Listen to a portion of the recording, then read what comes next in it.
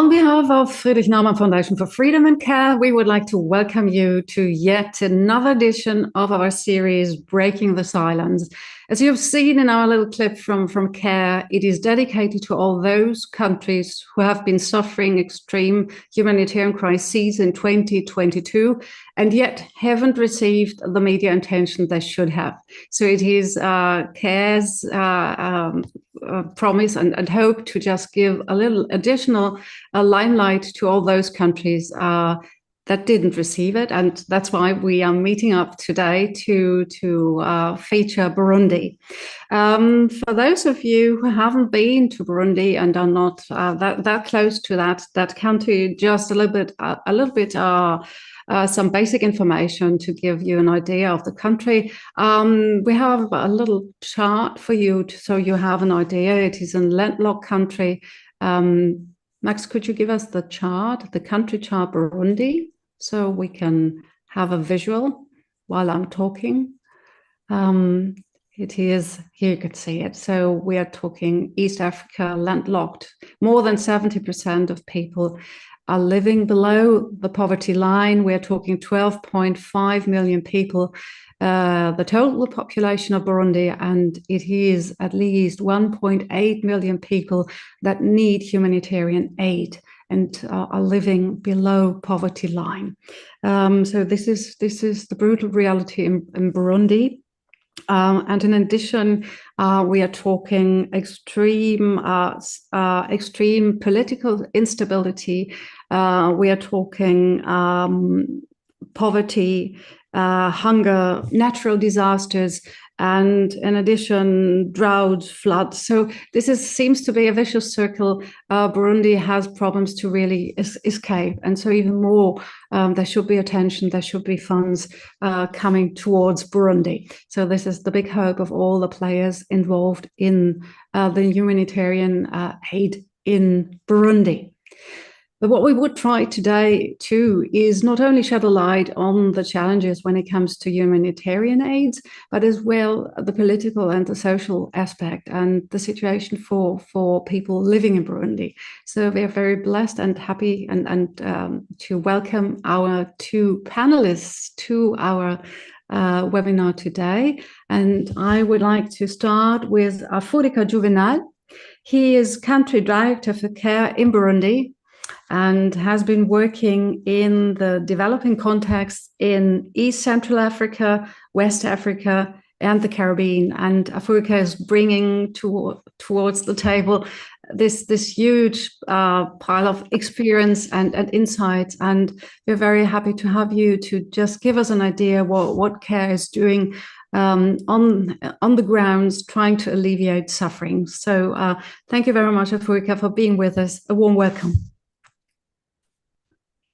I continue introducing to you. It is our next guest is Jeremy Kunzimana.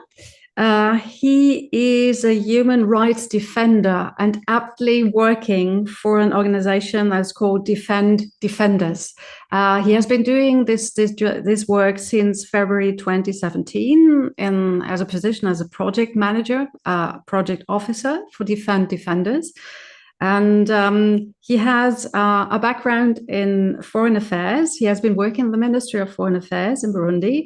and holds a diploma in history and political science from the University of Burundi, and has received a postgraduate diploma in project planning and management at Kampala International University in Uganda. Jeremy is not living in Burundi right now, but outside the country, but still, you are very much in a position to comment on the problems and the questions we have for you. So it's fantastic and great you're joining us today. Welcome, Jeremy. Thank you. Happy to meet you, to be with you. Yeah, lovely. I would like to start, Afurika, please, with an insight on the focus CARE is on the projects CARE is doing in Burundi right now. I know that you have been working in Burundi since 1994, right?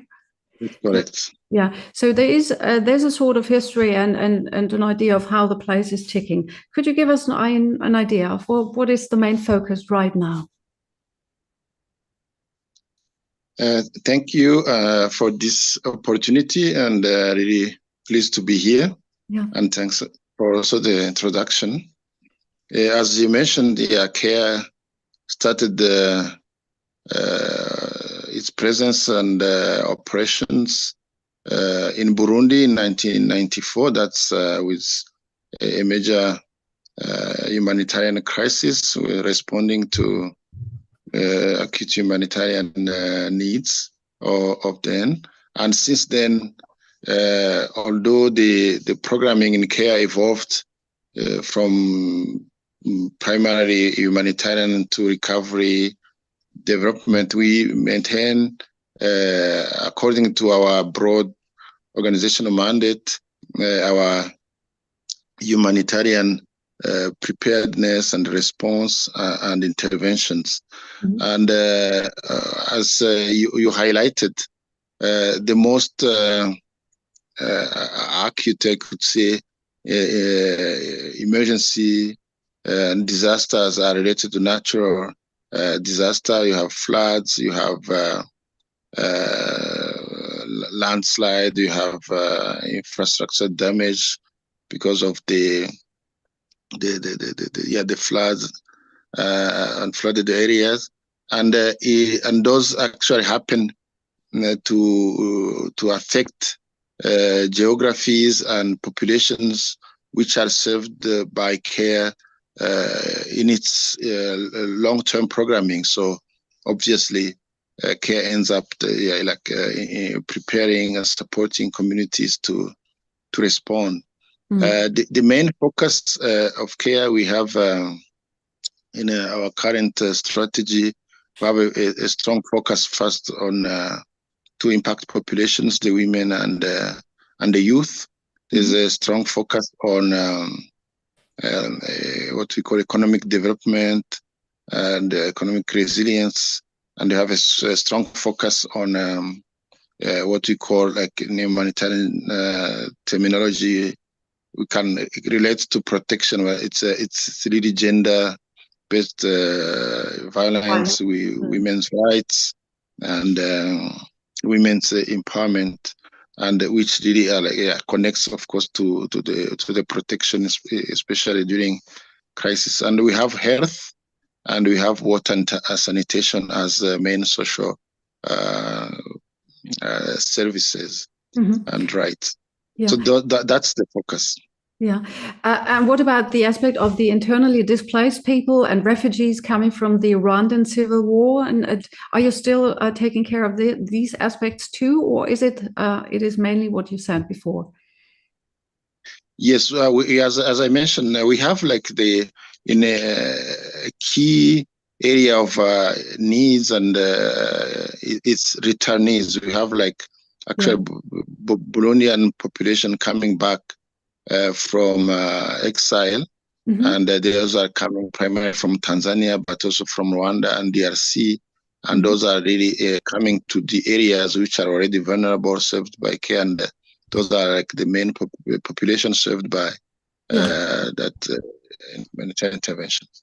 Yeah. Okay. Yeah. Thank you very much, Afrika. I'm pretty sure later on we are able to dive deeper in all the projects you're doing right now. Thank you very much for this short intro already. Before I'm moving to Jeremy, I would like to invite our audience to participate. Whatever your concerns, your comments, your ideas and questions are, you're more than welcome to send them to us. You can use the question and answer button in the menu, and I'm sure Furka and Jeremy are willing and able to answer all of your questions. Thank you very much for that. And Jeremy, moving towards you. Before we are diving deeper into your focus area, which is human rights. Could you give us an idea of how Burundi is structured in terms of rural and more city areas? It is a mostly rural structured society, isn't it? Hello? Could you hear me? Burundi is mostly agricultural and mostly rurally structured, right? People are living in the countryside, right? Yeah. Burundi is mostly rural countries. Most of the population live with agriculture. That is the problem because the most of the population live with agriculture, and the land are very, very small. Burundi is one of the smallest countries in the world. Yeah. I was checking on an update. I think it is one of the 17 small countries over the world. And there is the surface, the area of Burundi is around 27,834 kilometers square, with a density that is in some region, like the north of the countries, in Ngozi, Kayanza, and the other areas, the rural areas, where we have a density of more than 500 people per kilometer square. Yeah. And in addition, obviously, we have the factor of population growth, which obviously makes the situation even more difficult to ensure food on the table, right? Yeah.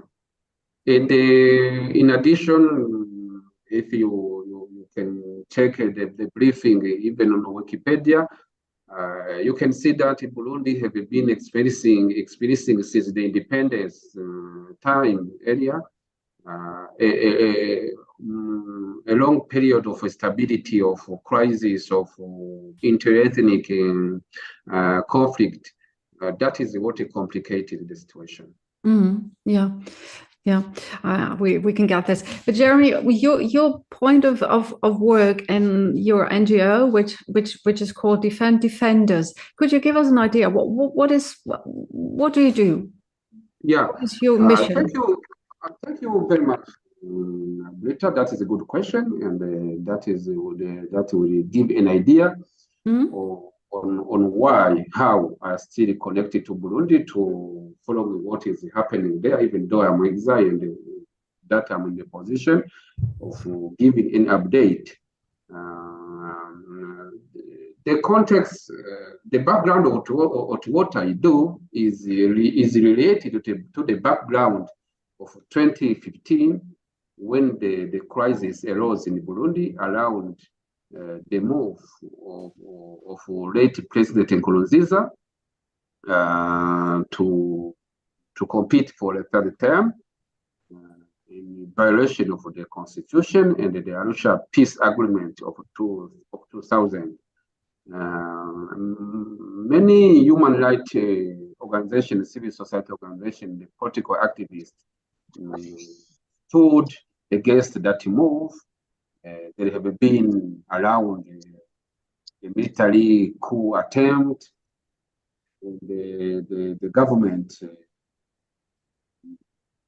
made the repression of those activists, and most of the active civil society organization including the one I was working for in Burundi, named the force Freiheit. But they continue operating from exile, monitoring the situation of human rights situation in Burundi, violation of human rights situation in Burundi, with the support of members that stayed in Burundi, but in discretion.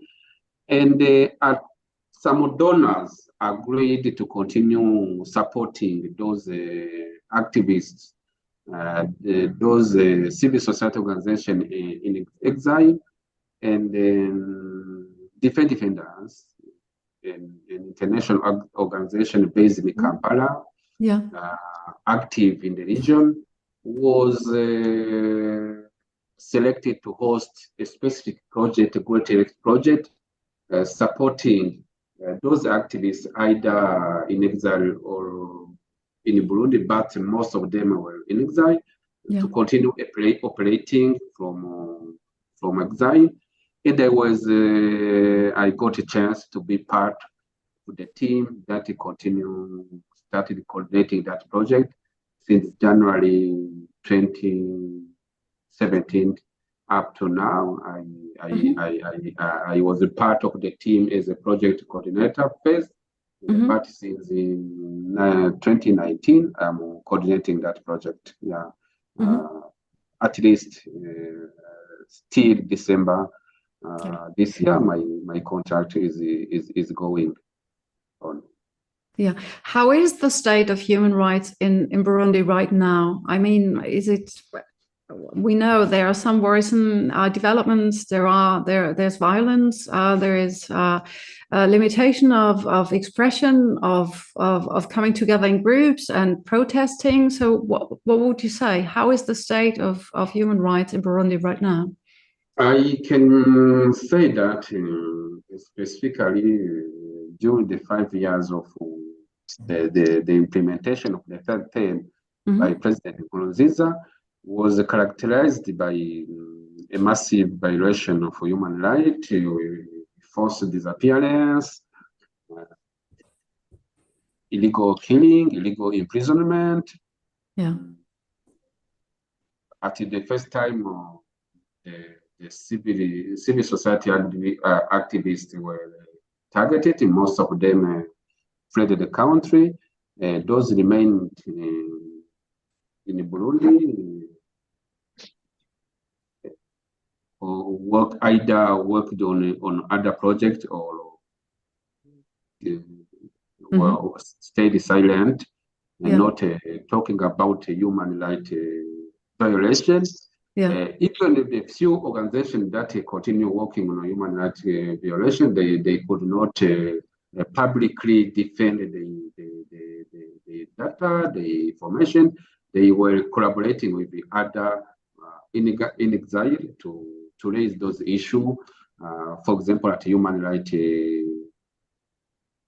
Commission, at the African Commission for Human and the People and the Right.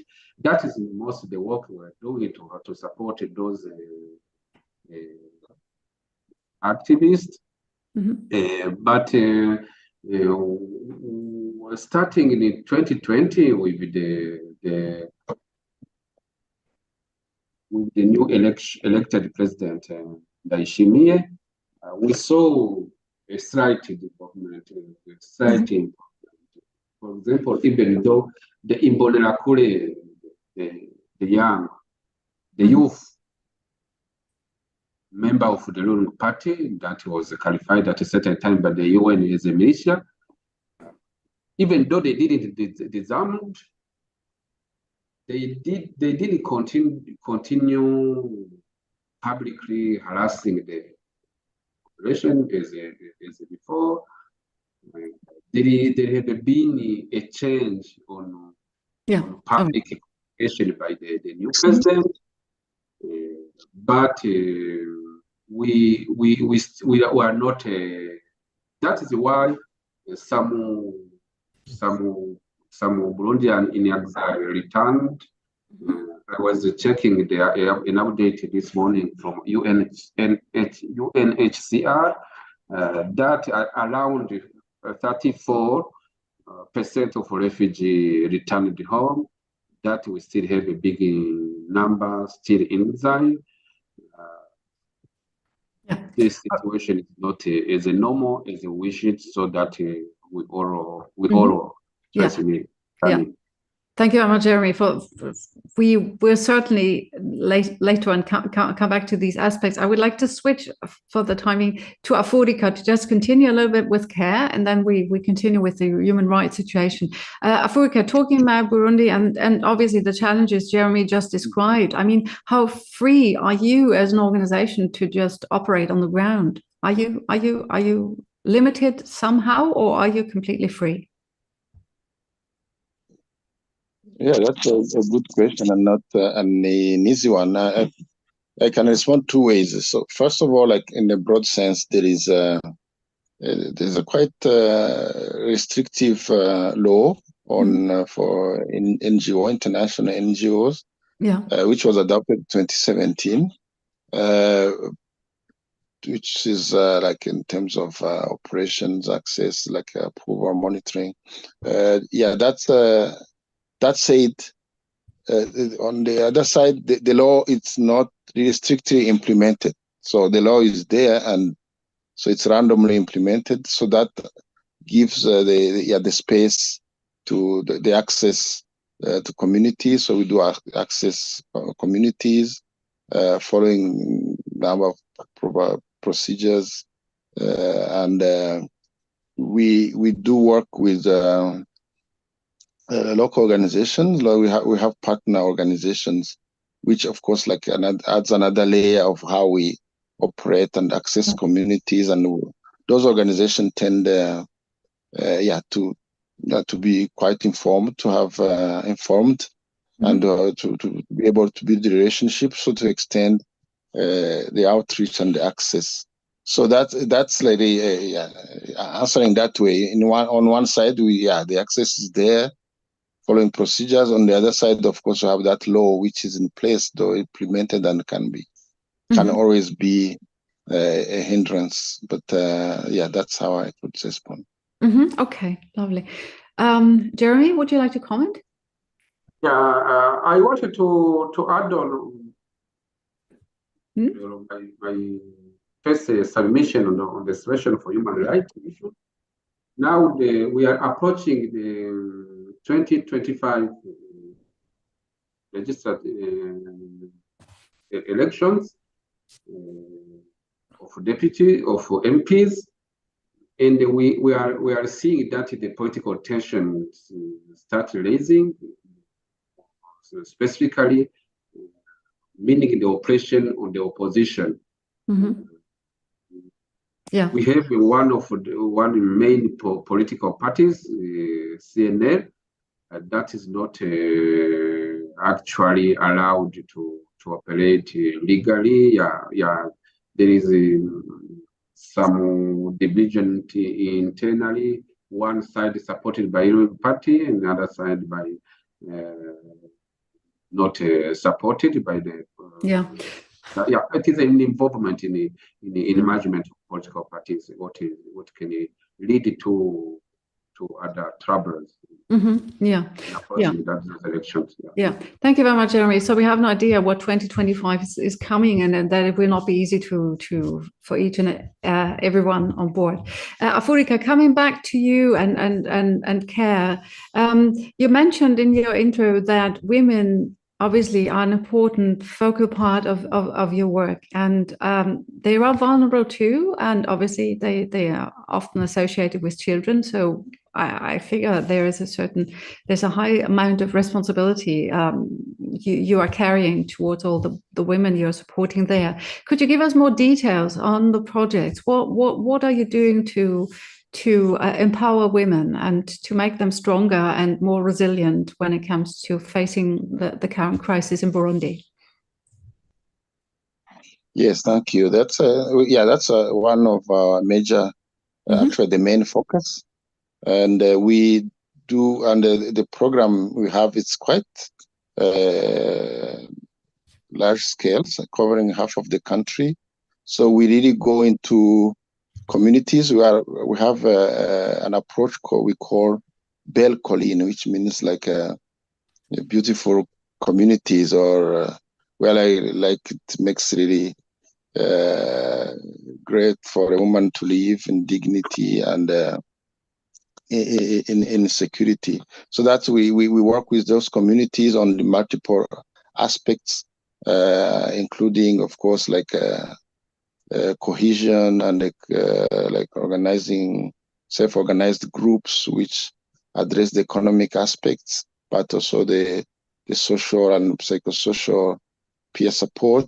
That's one component. We work with men to engage them in really for gender equality, women's rights as a champion, for men to champion the cause of women. And so the third element on that, we work with leaders, we local leaders and institutions to ensure that women are represented in the decision making, because that makes a difference, including political decision making, so that women getting into those structures. And the last element of that, the second last, is really we find what we call community advocacy, really communities to internalize policies of the government and make best use of them. Of course, like policies exist, but like implementation is always a problem. But the idea is how to connect the needs of communities with those policies. And the last element, like to the extent possible, we have these small grants, which really supports micro grants, which support once communities have initiatives for really women's economic empowerment, women's participation, and men's support. We have those grants to communities, and then they establish projects. And though it's really economic, mostly livelihoods project, micro grants, but which integrate gender and women empowerment. And we build allies, bringing on board Ministry of Gender, bringing on board Ministry of Youth, and the Ministry of Health, and to be because they have decentralized structures, so that they can streamline and be supportive of that whole aspiration of gender equality, gender rights, women's rights. Do you have a sort of lighthouse project, a success story you could share with us when it comes to empowerment of women in Burundi? You are fostering and promoting. Yes, that's basically what I just described is the model which is at the heart of the main intervention. It's called the GWEP, Women's Gender and Women's Empowerment Program. And that's one. And as I said, we have the second one, it's a Youth Empowerment Program, like two running in parallel in the same basically areas. So like really we see, first of all, but almost a movement of men really engaged for gender rights, equality, and women's rights. That's unique because, especially in the context where like men start championing, supporting, and we have self-organized groups where women are leading and managing these savings and loans. And solidarity, social solidarity activities, and then we got like the number of elected women elected them as calling leaders, community leaders. It's on the rise, and that's something substantive, given that now they can influence the structures, because the whole overall, like even the problem of rights, it's rights protection, law enforcement, because the structures, the institutions are weak and fragile. So one way we see them being strengthened is really to bring women who have like the heart, the aspiration of their communities, their families, their children, part of those institutions, that leadership. And we find like that women leadership is really making a difference for those institutions and giving hope, but also influencing the broader politics. Yeah.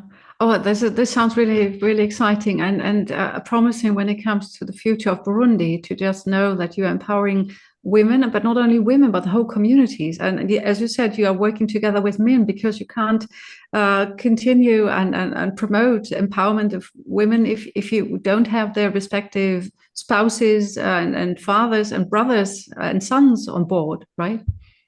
Absolutely. Yeah. Jeremy, I just noticed that the United Nations highlighted very recently in October that Burundi, who joined the United Nations Human Rights Council, was unfit for membership. It had joined this council in 2016 and continues to be there, but United Nations is highlighting that Burundi has to be put under scrutiny because of the obvious human rights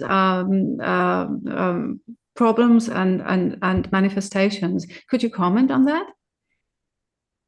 Can you come back? Come again? Okay, you didn't hear me. I just said that the United Nations Human Rights Council said in October this year that Burundi was unfit for membership because of the obvious human rights problems in Burundi. Could you comment on that? Yeah. First of all, it comes from an advocacy from local and international organization. They were advocating that Burundi could not be elected as a member of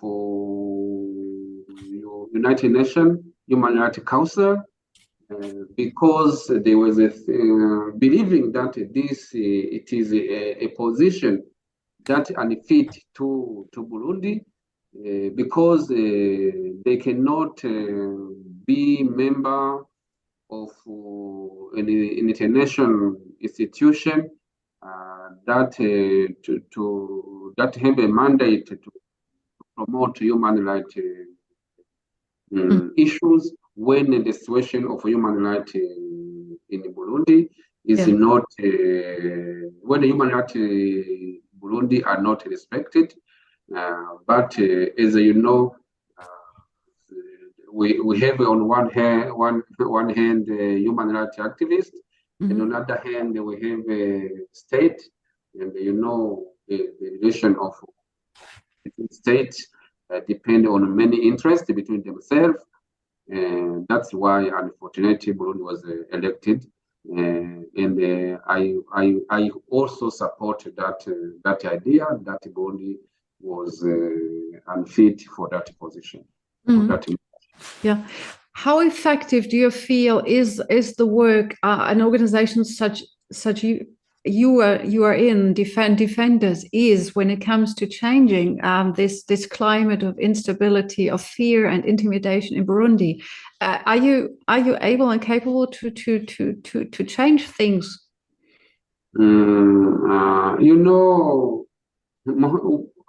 When you are a civil society organization, being inside or being outside, it's difficult to say that you will make change. Yeah, if you have a socio-economic project like a KEA, you can have a command on the result on any other organization when you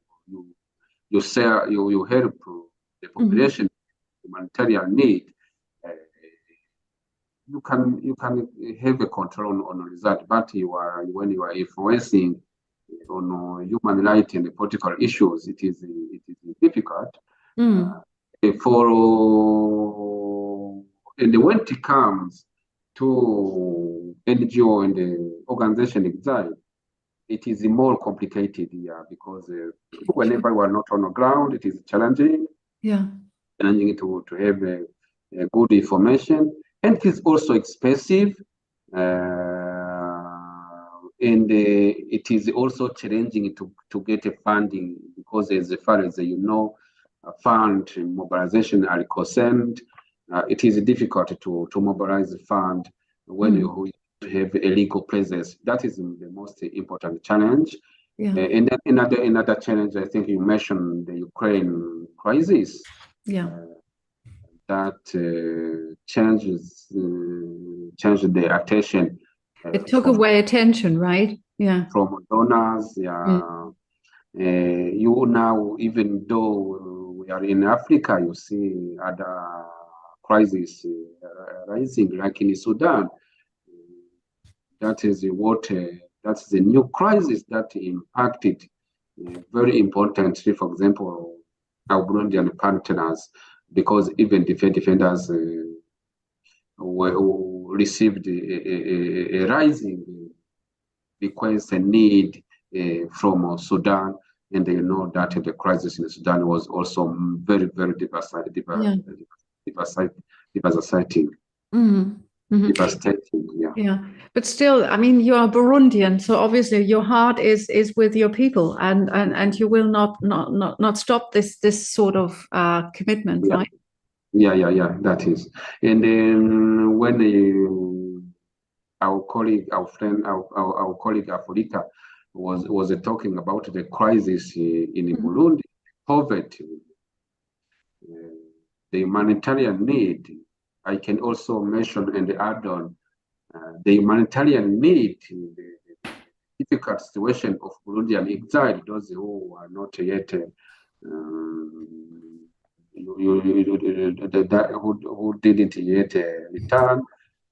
Over those crises I was talking about, the UNHCR and the other humanitarian organization are in a crisis of funding, and they are reducing the assistance or simply canceling the assistance. Yeah. Sure. Yeah. Africa, let us talk about hunger, because we know hunger, malnutrition is an urgent problem. Are you addressing it at CARE? What are you doing? Are you supporting people to plant crops, to be more knowledgeable when it comes to agriculture, or are you invested in this area too? Yes, and as my colleague Jeremy mentioned, yeah, there are multiple issues impacting food insecurity, and the size of the land, the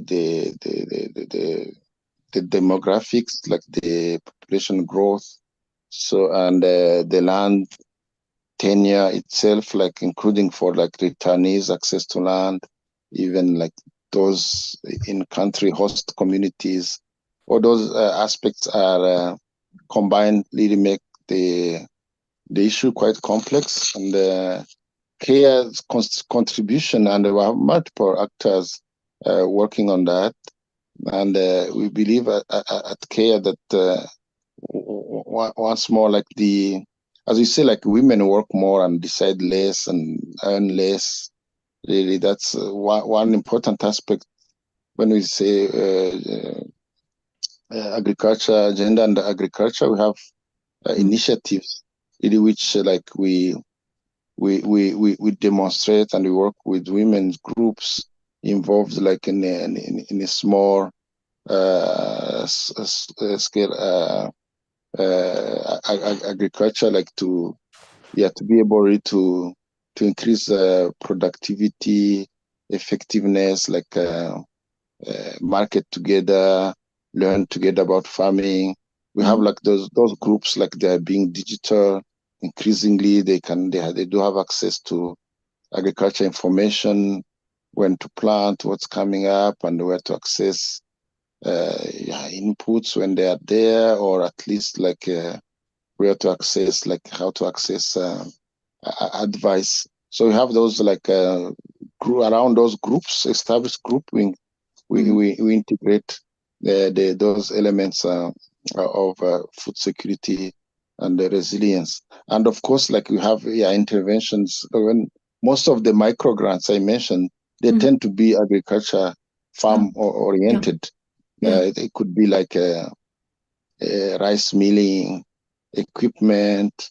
They could be like livestock, small livestock, to complement. So that's care is working from that angle, really following the leads of the communities, whatever communities groups are prioritizing.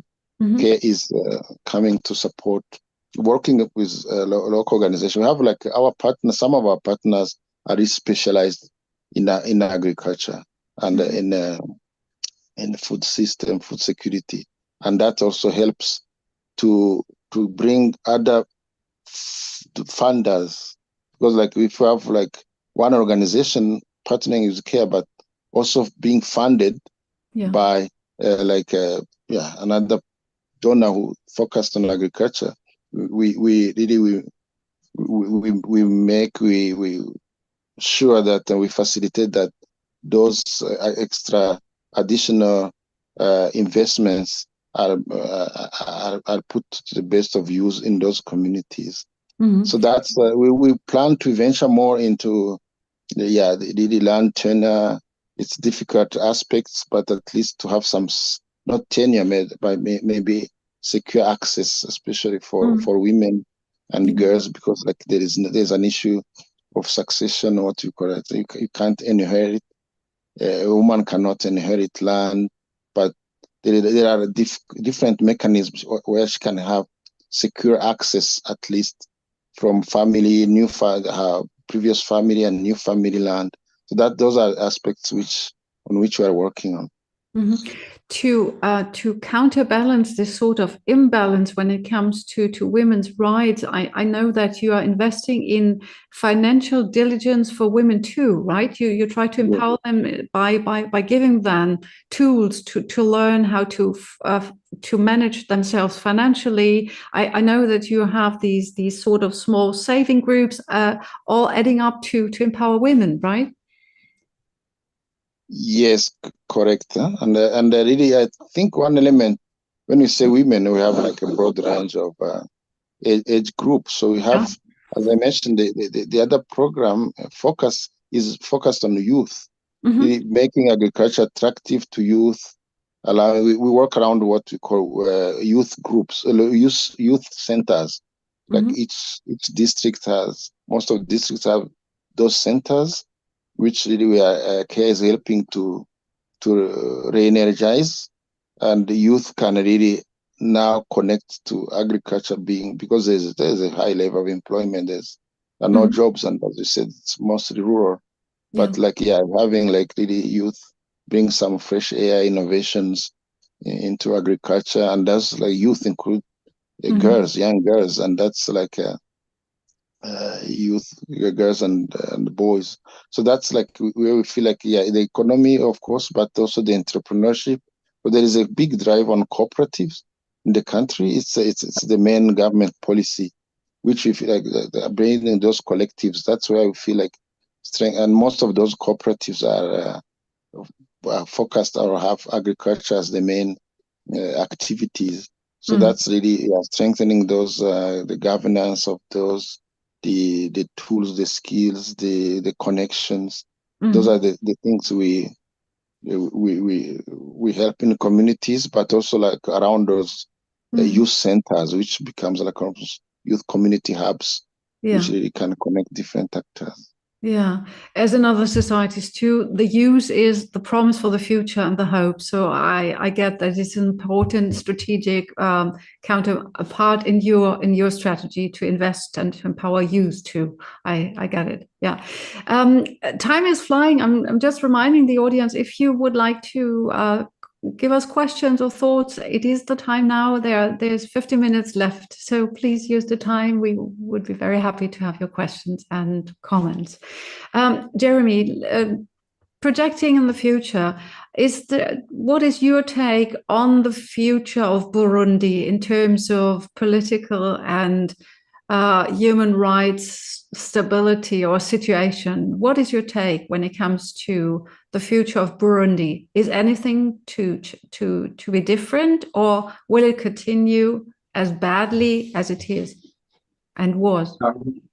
What is concerning now? Yeah, obviously, I wish the best for my country. Yeah. Sure. Yeah. But what is what the concern is that even if you consider the political situation inside the ruling party, there is instability inside. There is corruption. I figure, is there corruption? Yeah. Corruption, misunderstanding. One group on the side of the current president, another group is backing the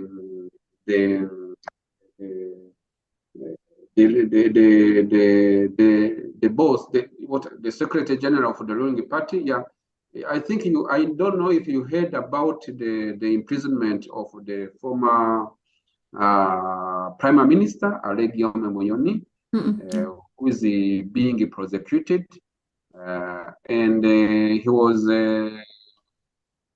planning a coup against the current president.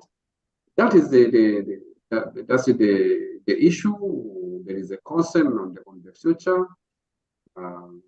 This is the poorest country in the world, and when there is no stability, there is no upcoming free elections. If there is, for example, there is a new virus that can rise, it will be complicated. But as I started, I wish the best, because there is a lot of problem. Yeah. There is a current situation of infrastructure destroyed. Africa who is in Burundi know the state of roads in Bujumbura, for example. Yeah, there is a lot of things that needed to be built. They were built, but the concern is that there is those risk of new instability. There is also instability rising in the eastern of Congo that could affect negatively our countries. Yeah, later. Yeah, surely. Thank you very much, Jeremy. Aforika, talking about CARE's future projects, I know that you always have your strategy rolled out and planned years ahead. So what is coming up for CARE in Burundi? Any new areas you would like to dive in, or will you continue to invest in the areas you are currently working in successfully?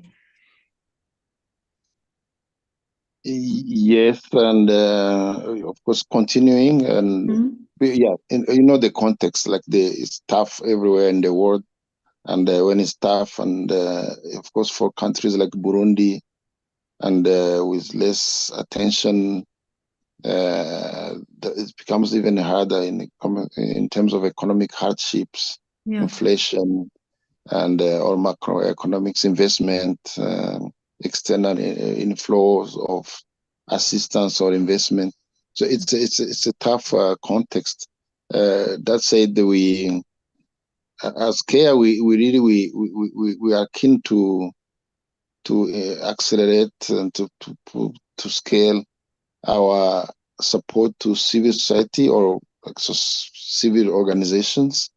We believe that when things are tough and hardship, economy, like community initiatives, people and the ingenuity, the resourcefulness of the people is the offset or the lack of resources coming from outside. So we will continue working with different organizations of different size, including, as I mentioned, cooperatives. Initially, CARE was working on like national or big organizations, but we are moving forward. We are really diversifying the types of organizations we are working with, especially women-led organizations. Again, because of our focus. So women-led organizations, networks are different, including in the rural areas, not only in Bujumbura. We are really accelerating our work on sexual reproductive health, health of women and families in order to contribute to this demographic population growth. And that's it's a main. We have a commitment up to almost 2030. We have sponsors keen to support over that long term, related to in terms of health in general, but also most specifically, reproductive health. So that's so reproductive health, diversifying the types of civil organizations, civil initiatives we work with. And of course, the third one is food security, because we believe that it's a main one. And food security, we integrate water, and because it's part of the kind of services which are quite strand. And so that's the future. And we, as an organization, as CARE, we can't. We have to be hopeful, and we believe in the goodness, and we believe in international solidarity, and we believe that in spite of the difficult situations around the world, in the region, and in the Great Lakes, we believe like a country like Burundi should really be supported. We can't afford sliding back. This is a country which has suffered decades of cruelty, crisis, and which is slowly coming up. And the moment you don't put the energy, things can easily slide back. And we have friends, colleagues, countrymen outside the country, which, as Jeremy mentioned, need to be able to feel safe, to come back and to contribute, or to be where they are, but to feel like they are part of the society and contributing safely. So that's the kind of work. Even the rights work is subtle, but we feel like once the institutions are strong, at least to protect the rights, like we achieve something, but the judiciary, the decentralized technical ministries are strong on the ground. We believe slowly we can really push back on the difficulties, and slowly having the country recover. Or the country has a big ambition, 2040, to be an emergent economy, and that's really the ambition is there. That's the vision, 2040. Yeah. Okay. Yes. There's a vision of the government, and when you look at the constraints, the situation, it's quite ambitious, and it requires the internal and external support, and all Burundian in country, outside the country, they need to be part of that vision. That's the hope of CARE, and we really believe in social justice and inclusion, and that's the only way a country like Burundi can recover for the better. Yeah. Jeremy, do you feel you're part of this big project, Burundi 2040? I mean, we have been talking about creativity in crises, resilience in crises. Are you part of this?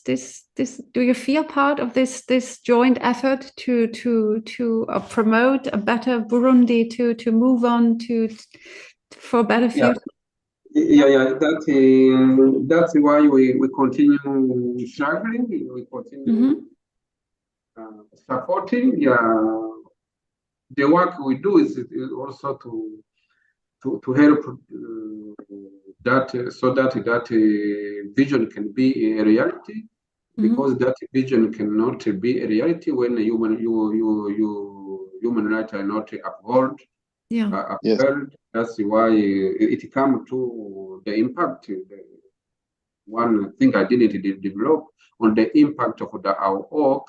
We continue supporting the international monitoring mechanism on Burundi to feed them with information, verified information, so that you can influence the move in solidarity.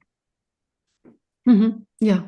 I do, but I would like to be more involved while working from beside it. Yeah, thank you very much.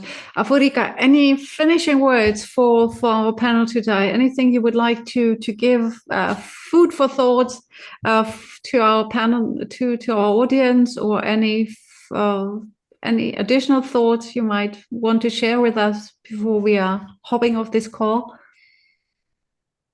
No, thank you. First of all, like really a very great sense of gratitude for this kind of opportunities, this kind of willingness to break the silence, highlighting, increasing the visibility of the Burundi crisis, which is chronic and needs really international solidarity to support the positive forces, positive energies in the countries.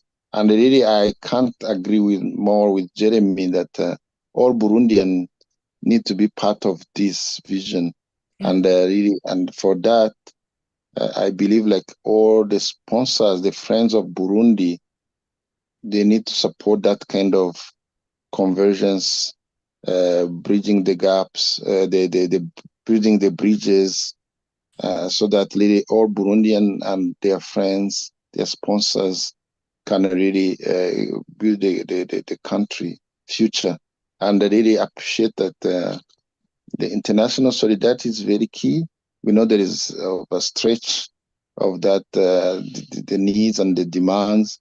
That said, like, Burundi is a very beautiful country, and it's in the Great Lakes and can be a force for good and for its population, but for the broader region, which needs peace and security and prosperity. Once more, thank you very much for the opportunity. I appreciate very much, and we hope that these kind of spaces will be there, open and accessible to highlight this Burundi.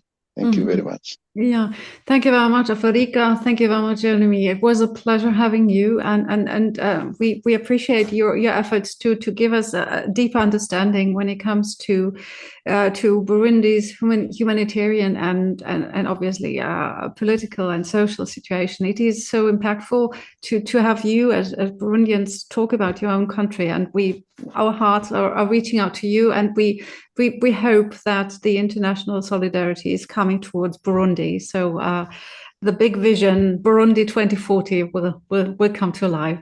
Thank you very much for being with us. Thank you very much to our audience, and please stay safe and keep fighting. And to Burundi, thank you very much for your time. Talk to you soon. Bye-bye. Bye. Bye. Bye. Bye. Thank you very much. Thank you.